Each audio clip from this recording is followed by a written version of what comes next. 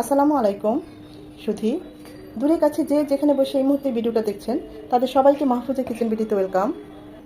আজ কাঁচা আমের টক মিষ্টি ঝাল চাটনি করব। চাটনিটা ঠিক এরকমই হবে, একদম চেটে পুটে যেন শেষ হয়ে যায়, এতটাই মজা হয় এই চাটনিটা। দেখতেই পাচ্ছেন কতটা লোভনীয় হয়েছে, অসম্ভব মজার, একদম তেল ছাড়া ভিনেগার ছাড়া আজকে আমি এই চাটনিটা তৈরি করেছি। এটা সারা বছর রেখে খাওয়া যাবে, একটু রোদে দিলে ভালো, নতুবা নর্মাল টেম্পারেচার যে ফ্রিজে সেখানেও রেখে দীর্ঘদিন সংরক্ষণ করতে পারেন। দেখুন কতটা ইয়াম্মি হয়েছে আমাদের এই চাটনিটা, একদম সহজ অল্প উপকরণ দিয়ে আমি আজকে এই চাটনিটা করেছি। তা আশা করি আজকের এই ভিডিওটা আপনাদের ভালো লাগবে। যদি ভালো লেগে থাকে অবশ্যই একটা লাইক দিবেন। তা আমি কিভাবে খুব সহজেই এই টক মিষ্টি ঝাল কাঁচা আমের চাটনিটা করেছি সেটাই আজকে আপনাদের সাথে শেয়ার করব। দেখুন কতটা লোভনীয় হয়েছে, একদম ইয়াম্মি। একবার এভাবে বানিয়ে খেলে বারবার এভাবেই বানিয়ে খেতে ইচ্ছে করবে। তা আমি কীভাবে আজকে এই চাটনিটা করলাম সেটা এখন আপনাদেরকে দেখাবো।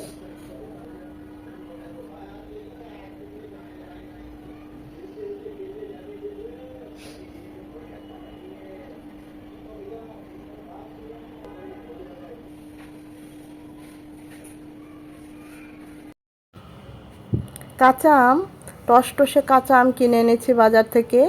দেখতেই পাচ্ছেন কি সবুজ তরতাজা কাঁচা আম। এই কাঁচা আম দিয়ে আজকে কাঁচা আমের টক মিষ্টি ঝাল চাটনি করব। এখানে আমার 2.5 কেজি প্রায় কাঁচা আম, তে আম ছিলে টেলে আমি এটাকে নিচ্ছি। কাঁচা আমের চাটনি করার জন্য আমগুলোকে আমি এরকম চারফালি করে নিয়েছি, ভালোভাবে ছিলে ধুয়ে নিয়েছি। আপনারা চাইলে এই মাঝে বরাবর আরেকটা ছোটো করে কিউব কিউব করেও নিতে পারেন, যেহেতু এটা কুক হবে। কিন্তু আমি ইচ্ছে করে এই আটি সহ এরকম চারফালি করে নিয়েছি। চাটনির মধ্যে আটিটা যখন মুখে পড়বে অনেক ভালো লাগে। তাই কিছু আম লাল হয়ে গিয়েছে, সমস্যা নেই, বরং এতে আরও টেস্ট বেশি বাড়বে।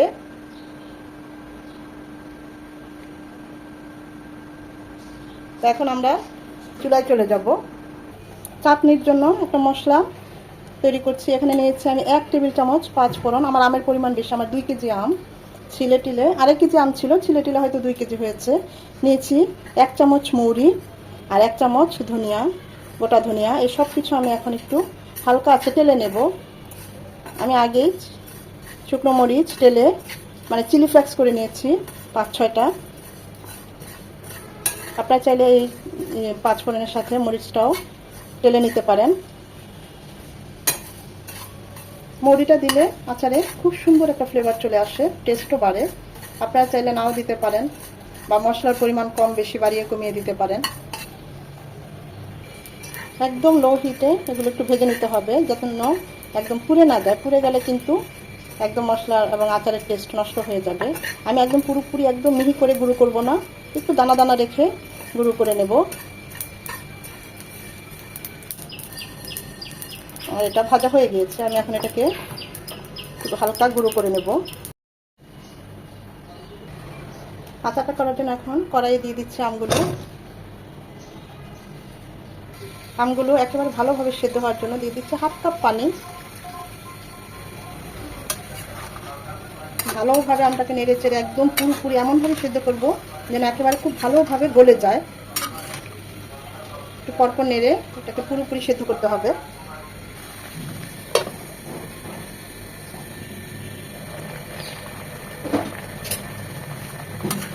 আমি অবশ্য মাঝে আরও একবার এরকম নেড়ে দিয়েছি, আমগুলো গলতে থাকবে আর এরকম আমিও গালাতে থাকবো।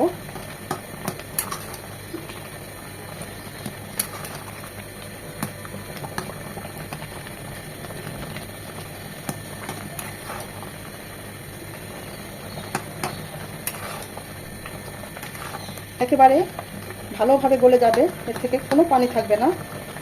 ওই পর্যন্ত আমরা এইভাবে কুক করতে থাকবো।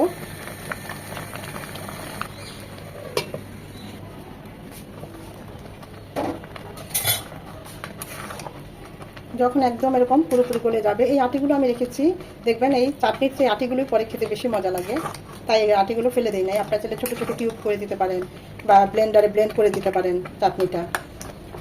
আমার কাছে এভাবেই ভালো লাগে, আমি তাই এভাবেই করেছি। এর থেকে কোনো পানি থাকবে না। তখনই বোঝা যাবে যখন এরকম বুদবুদ উঠে আসবে, তার মানে এতে আর কোনো পানি নেই, এখানে শুধুই আম। আমরা যে এক্সট্রা পানিটা দিয়েছি এটা শুকিয়ে যাবে এই আমটা সেদ্ধ হতে হতে।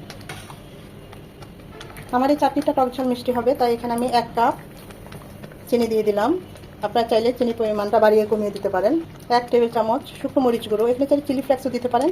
আমি মরিচ গুঁড়োটা দিলাম কালারের সৌন্দর্যের জন্য, চিলি ফ্লেক্স দিলেও চলবে, স্বাদের কোনো হেরফের হবে না। 1/2 চামচ হলুদ গুঁড়ো, 1 টেবিল চামচ বিট লবণ, চাইলে সাদা লবণ 1 চামচ আর বিট লবণ 1 চামচ দিতে পারেন। যে ভাজা আচারের মশলাটা তৈরি করেছি সেখান থেকে 1.5 টেবিল চামচ দেবো আমি।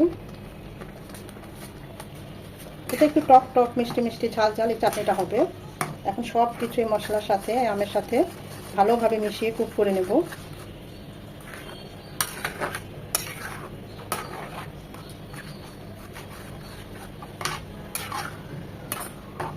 চিনিটা গলে কিছুটা পানি ছাড়বে, ওই পানিতেই মশলাগুলো কুক হবে।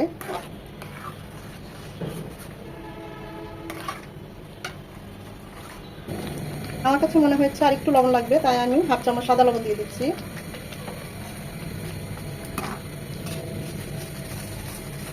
আমি যেটা এই চাটনিটা তেল ছাড়া করছি, আপনারা চাইলে তেলও দিতে পারেন।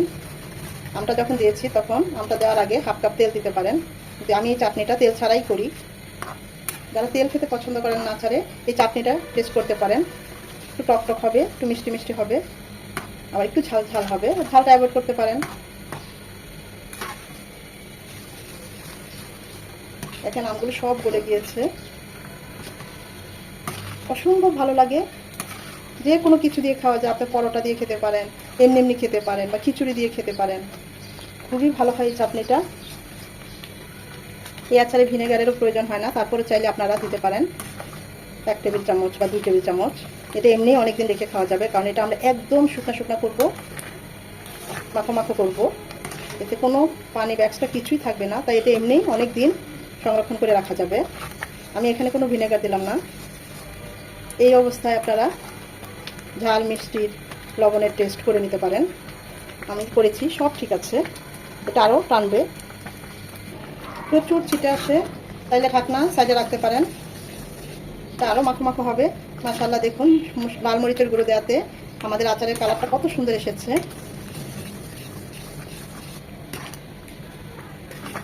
অসম্ভব মজার, যে কেউ খুব সহজে এটা তৈরি করে ফেলতে পারবেন এবং খুবই ঝটপটে।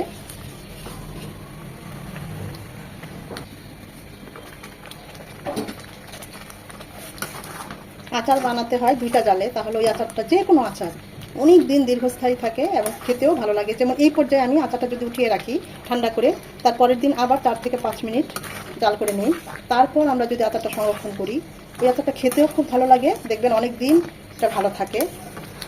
চেষ্টা করবেন 2টা জাল দিয়ে আচারটা সংরক্ষণ করতে, সেটা যে কোনো আচারই হোক।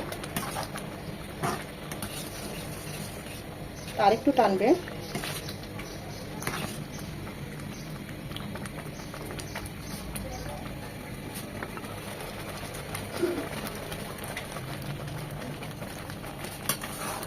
খেয়াল রাখতে হবে নিচে যেন আবার লেগে না যায়।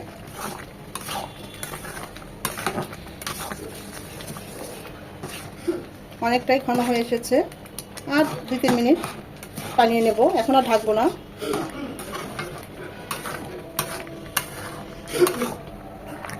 খুব সুন্দর একটা আচারের গন্ধ চলে এসেছে।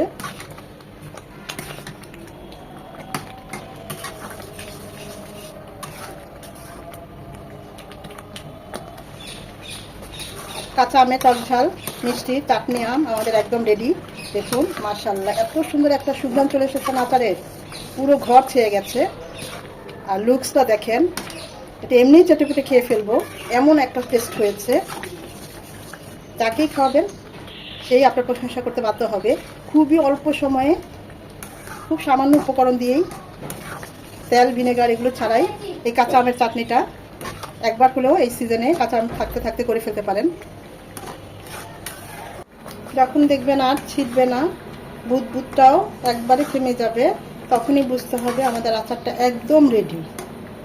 দেখুন এখানে আর কোনো এক্সট্রা কিছুই নাই, শুধু আমের আচার আর আচার, চাটনি আর চাটনি।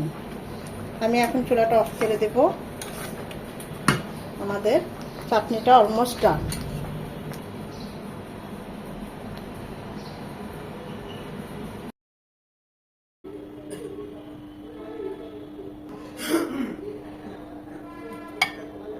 যে কোনো কাচের এয়ারটাইট এরকম জারে রেখে দিবেন, দীর্ঘ সময় এটা ভালো থাকবে।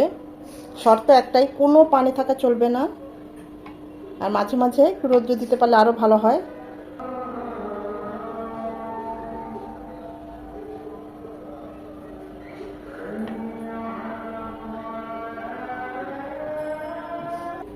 খুব সহজেই তৈরি হয়ে গেল কাঁচা আমের টক মিষ্টি চাটনি, অসম্ভব মজার।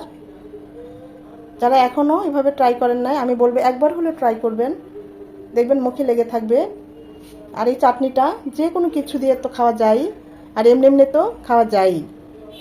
দেখতেই পাচ্ছেন কতটা লোভনীয় হয়েছে, অসম্ভব মজার, অসম্ভব মজার। এটা যারা করে খেয়েছেন তারা বলতে পারবেন এটা কতটা টেস্টি হয়। এই চাটনির সাথে এই আটিটা যার প্লেটে পড়বে, আমি তো বলি সে ভাগ্যবান। এটা এতটাই মজা, অনেক মজা লাগে এই আটিটা। আমি তো এর জন্য এভাবেই রেখেছি। আপনারা চাইলে স্কিপ করতে পারেন, আটিটা ফেলে দিতে পারেন। আশা করি ভিডিওটা ভালো লেগেছে। যদি ভালো লেগে থাকে এভাবে ট্রাই করে আমাকে কমেন্ট করে জানাবেন কেমন হয়েছে। একটা লাইক তো অবশ্যই দিবেন, কারণ আপনাদের এই একটা লাইক আমাকে পরবর্তী ভিডিও করতে উৎসাহিত করে, সাহায্য করে। সময় নিয়ে যারা এতক্ষণ এই ভিডিওটা দেখেছেন তাদের সবাইকে অসংখ্য ধন্যবাদ।